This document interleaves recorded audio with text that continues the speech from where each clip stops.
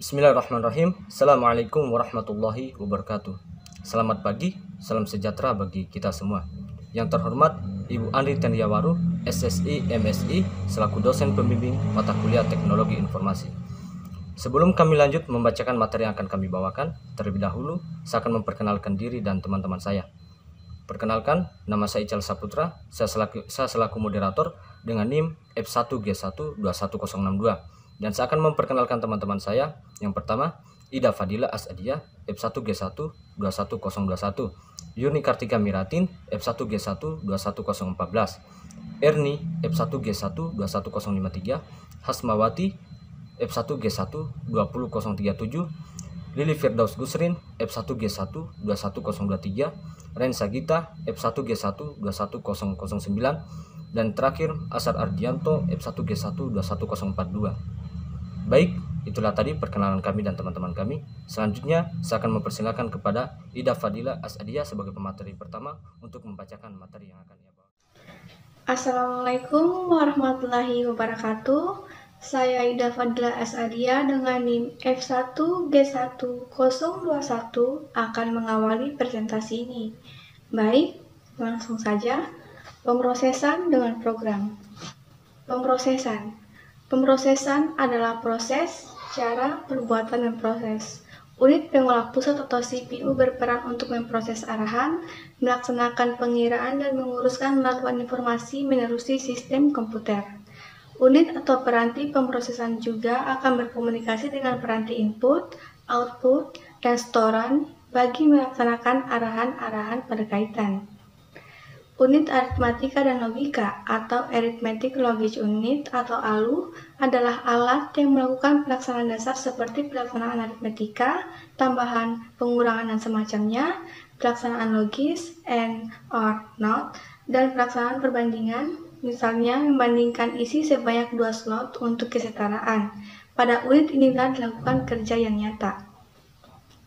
Unit kontrol menyimpan perintah sekarang yang dilakukan oleh komputer, memerintahkan ALU untuk melaksanakan dan mendapat timpalan informasi dari memori yang diperlukan untuk melaksanakan perintah itu dan memindahkan kembali hasil ke lokasi memori yang sesuai.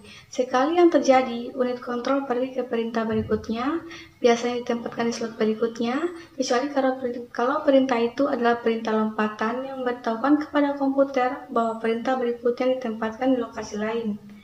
Next, cara kerja CPU. Pertama, mengambil unit kontrol instruksi dari memori. Kedua, dekode unit kontrol instruksi memutuskan apa artinya dan mengarahkan bahwa data yang diperlukan akan dipindahkan dari memori ke Arithmetic Logic Unit. Aritmatika unit logika mengeksekusi instruksi aritmatika atau logis, artinya ALU diberikan kontrol dan melakukan operasi yang sebenarnya. THC Arithmetic Logic Unit menyimpan hasil dari operasi ini di memori atau register. Langkah 3 dan 4 bersama-sama disebut waktu eksekusi atau E-time. Unit kontrol akhirnya mengarahkan memori untuk melepaskan hasil perangkat keluaran atau perangkat penyimpanan sekunder. Sekian dari saya, terima kasih. Wassalamualaikum warahmatullahi wabarakatuh. Baiklah, saya Yuni Kartika Miratin dengan NIM F1G1 21014 akan melanjutkan penjelasan dari rekan saya sebelumnya. Langsung saja kita ke fungsi CPU. Fungsi utama dari CPU melakukan operasi aritmatika dan logika terhadap data yang diambil dari memori atau dari informasi yang dimasukkan melalui beberapa perangkat keras seperti tuas kontrol, papan ketik, pemindai, maupun tetikus atau yang lebih kita kenal dengan mouse. CPU berfungsi seperti kalkulator, hanya saja CPU jauh lebih kuat daya pemrosesannya.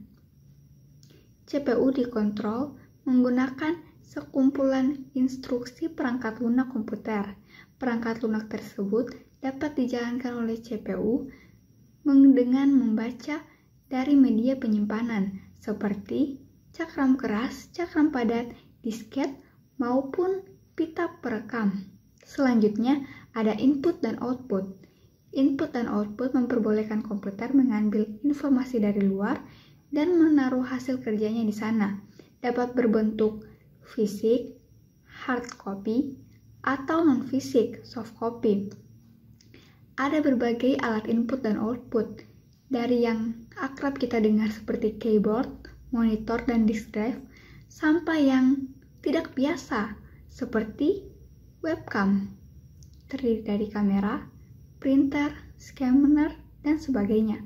Terima kasih. Selanjutnya ada program komputer adalah daftar besar perintah untuk dilakukan oleh komputer. Program merupakan sekumpulan instruksi yang dipakai sebagai pengatur komputer agar dapat menjalankan perintah tertentu. Tanpa adanya program, komputer sebenarnya tidak bisa berbuat apa-apa, hanya seperti mesin kosong. Program biasanya juga disebut dengan program komputer. Ada beberapa program komputer yang dapat dijalankan pada sebuah komputer pada saat bersamaan. Kemampuan komputer untuk menjalankan beberapa program pada saat bersamaan disebut sebagai multitasking. Program komputer dapat dikategorikan menurut fungsinya, perangkat lunak sistem atau perangkat lunak aplikasi. Pada komputer ada dua bagian besar. Yang pertama ada hardware atau perangkat keras, yang terdiri dari prosesor atau CPU sebagai unit yang mengolah data.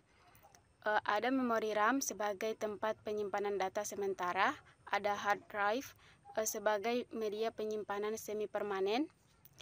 Ada perangkat masukan yang digunakan untuk memasukkan data untuk diproses oleh CPU seperti mouse, keyboard, dan tablet. Ada perangkat keluaran yang digunakan untuk menampilkan hasil keluaran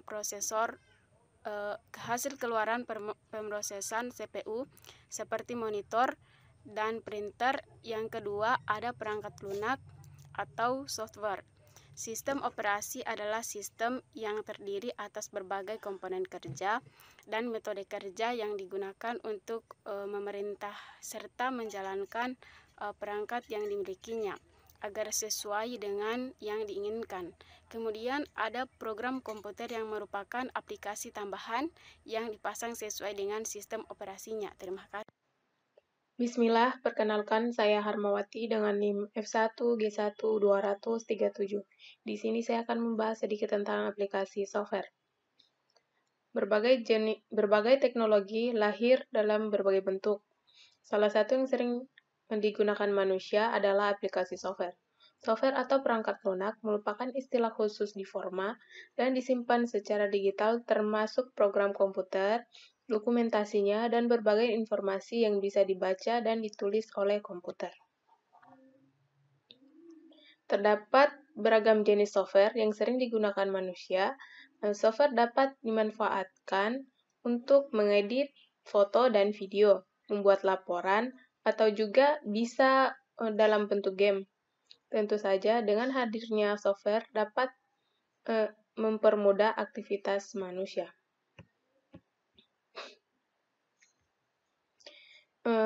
Beberapa aplikasi software yang sering digunakan manusia.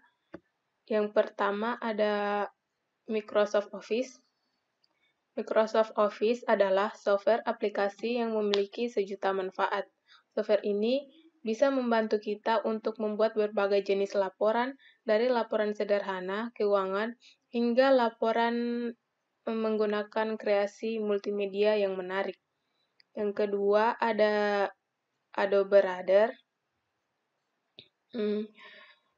Adobe Reader merupakan perangkat lunak dari keluarga Adobe Acrobat.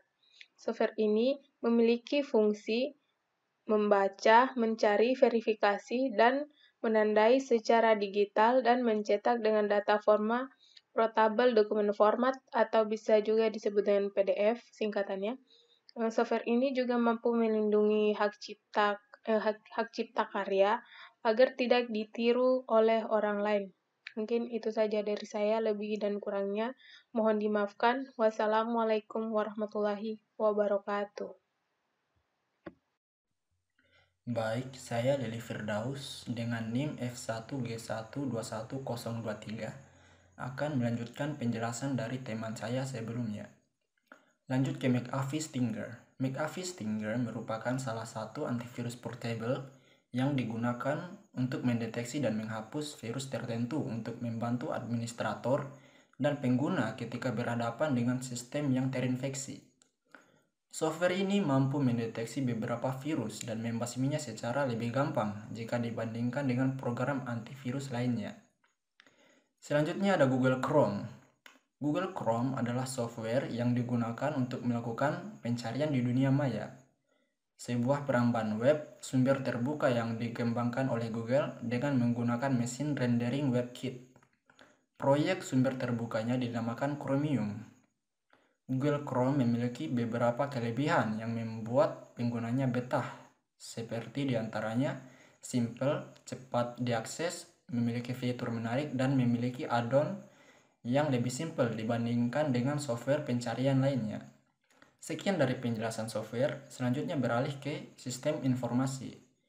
Definisi dari sistem informasi secara umum adalah suatu sistem yang mengkombinasikan antara aktivitas manusia dan penggunaan teknologi untuk mendukung manajemen dan kegiatan operasional, di mana hal tersebut merujuk pada sebuah hubungan yang tercipta berdasarkan interaksi manusia, data, informasi, teknologi, dan algoritma.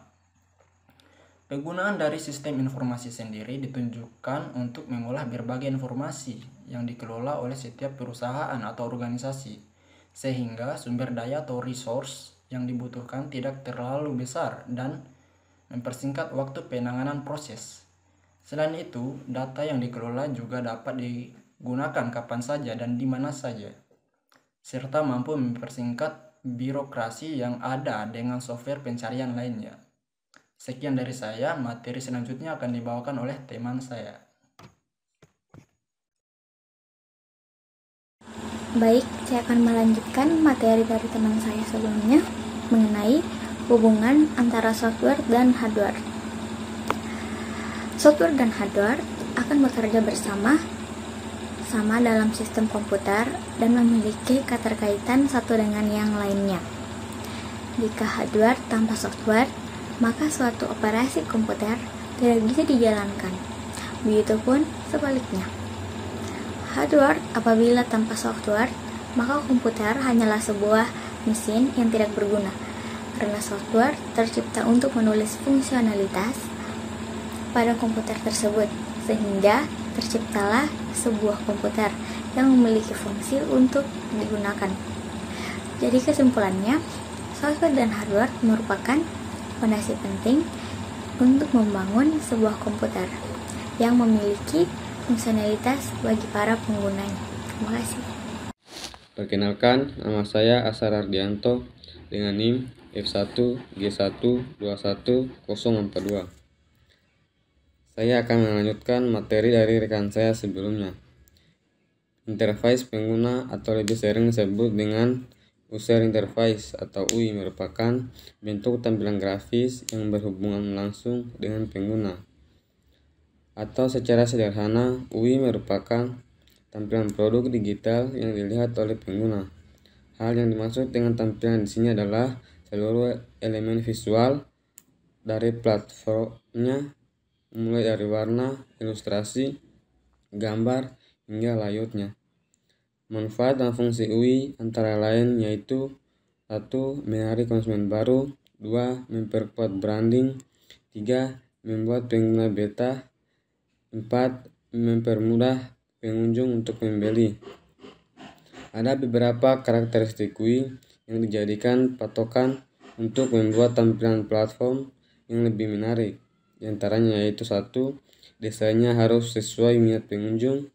2. Pastikan layout mempermudah pengunjung untuk melakukan sesuatu. 3. Tampilannya konsisten. 4. Desainnya responsif. 5. Mampu menyampaikan nilai brand.